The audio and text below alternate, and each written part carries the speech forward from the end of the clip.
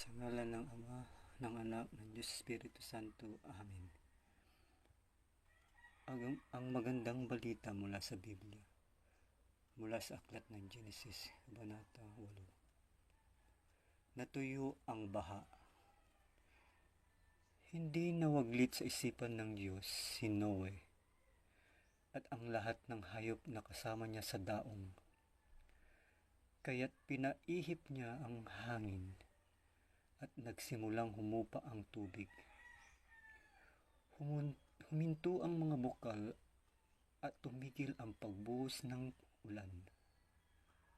Patuloy ang humupa ang tubig at pagkaraan ng 150 araw, iyon ay mababa na. Sumadsad ang daong sa bundok ng Ararat noong 17 araw ng 7 buwan. Patuloy ang paghupa ng tubig at ng unang araw ng 10 buwan, lumitaw ang taluktok ng mga bundok. Pagkalipas ng 40 araw, binuksan ni Noe ang bintana ng daong at pinalipad ang isang uwak. Ito'y lumigid ng lumigid hanggang ang tubig ay matuyo sa lupa. Sunod niyang pinalipad ang isang kalapati upang tignan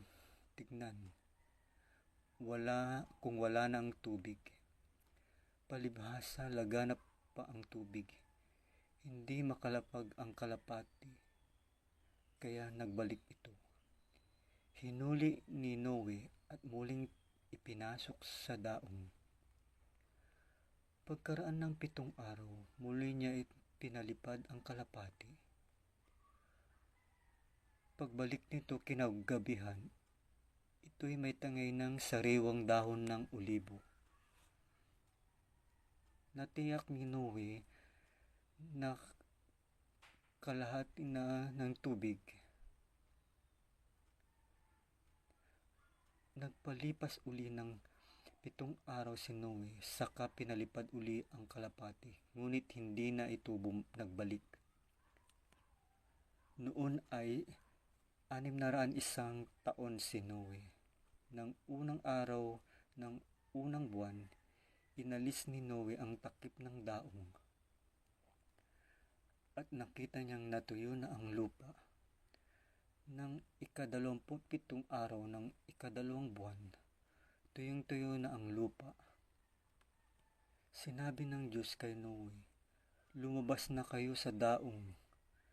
Palabasin mo na rin lahat ang mga hayop na naroon, maamo at mailap, gumagapang at lumalakad sa lupa, at pati ang mga ibon. Bayaan mo silang dumami at mangalat sa buong daigdig." At inilabas nga ni Noe ang kanyang asawa, mga anak at mga manugang, lahat ng hayop, mailap at maamo, lahat ng gumagapang at lumalakad, pati ang mga ibon ay sunod-sunod na lumabas sa daong, sama-sama ang magkakauri. Ito ang magandang balita mula sa Biblia, mula sa Genesis, Kabanata 8. Sa ngalan ng Ama, ng Anak, ng Diyos Espiritu Santo. Amen.